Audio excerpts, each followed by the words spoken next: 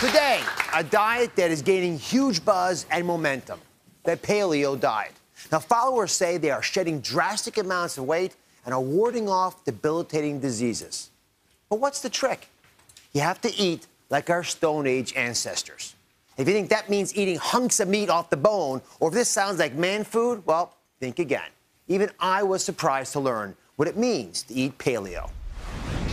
It spawned dozens of books, nearly all bestsellers, and hundreds of blogs, message boards, and magazine articles. So what has everyone so excited about a diet based on cavemen and Stone Age times?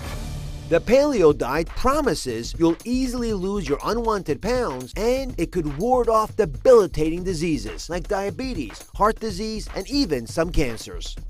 Dr. Loren Cordain, a researcher of evolutionary medicine, has spent his career studying the diet of our ancestors and spun the phenomenon into motion. He focused on the connection between living off the land and longevity. Dr. Cordain believes eating wild plants and animals is your prescription for optimum health.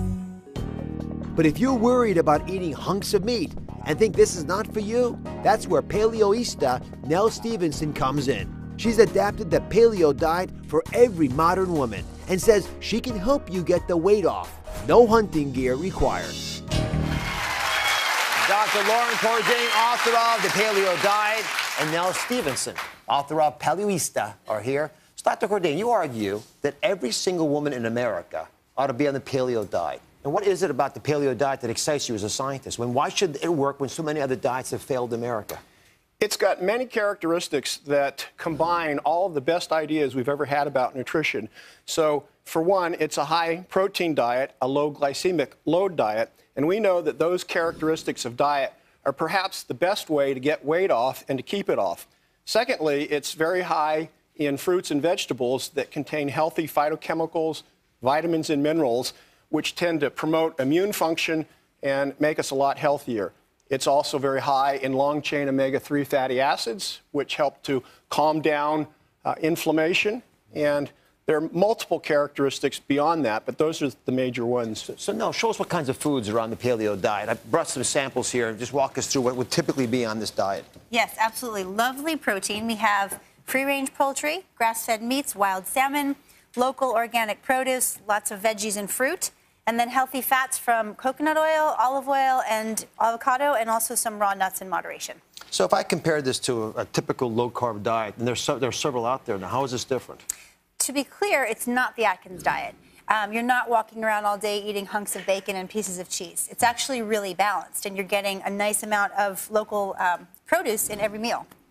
Well, you know, I must say, I often thought the paleo diet was Fred Flintstone. Yeah. You know, taking that big hunk of meat that rolled over his car. Exactly. So I see the meat part of it, but for example, there's no dairy on here. Is No. dairy in this program? No, there are no inflammatory foods. So there's no dairy, no grains, no legumes, no refined sugars. Basically, everything you're eating should be whole, fresh food, nothing in a package or a wrapper. And the reason I say that is because most of the things you're going to find in a wrapper are highly processed. Well, let me ask Dr. Cordain a question. We'll have a seat here. You know, when I come back to this idea of the paleo diet, and I've been asked about it so much recently, I'm generally surrounded, even in my own case, by misconceptions. You know, people trying to explain it to me, but not quite getting it right. So what's, in your opinion, because you're probably the world expert in this diet, what is the biggest misconception about the paleo diet? Well, thank you for the nice compliment, but I think probably the biggest thing that people think is that it's a fad diet. And if it is a fad diet, it's the longest living fad we've ever had. It goes for 2.5 million years up until about 10,000 years ago. You argue actually that it helps reduce heart disease, helps reduce diabetes, high blood pressure. I mean, these are big claims. I mean, is there really enough data to back that up? You even challenge the concept that the Mediterranean diet may not be as healthy as this. That's absolutely right. If we look at the endpoints for cardiovascular disease, we can look at blood pressure, we can look at blood cholesterol. Paleo diet is superior to those in the 7 or 8 randomized controlled trials. So now let me reduce this to practice, because the big question for most of our viewers is, can I lose weight on this diet? Absolutely. So how much, and how long, how difficult? I've seen in some cases people have lost tremendous amounts of weight, sometimes 75 pounds in about 6 months. Granted, it's going to depend on how much weight somebody has to lose in the first place. If you're somebody who's trying to lose that post-baby weight and you've got that last 10 pounds, it may not be as dramatic. but it will be slow but steady. So Nell practices paleo with her clients, and I'd like you, if you can, walk us through the 5 rules you argue we have to appreciate in order to truly practice the paleo diet. Sure. So rule number 1, and we're going to build a plate for everybody, is to understand what foods are in this and how much of these foods. So build me a paleo plate if you don't mind. Absolutely, and it's really simple. So first we're going to start with a plate, and we're going to add about 2/3 fresh veggies. The more variety, the better. The more color, the better.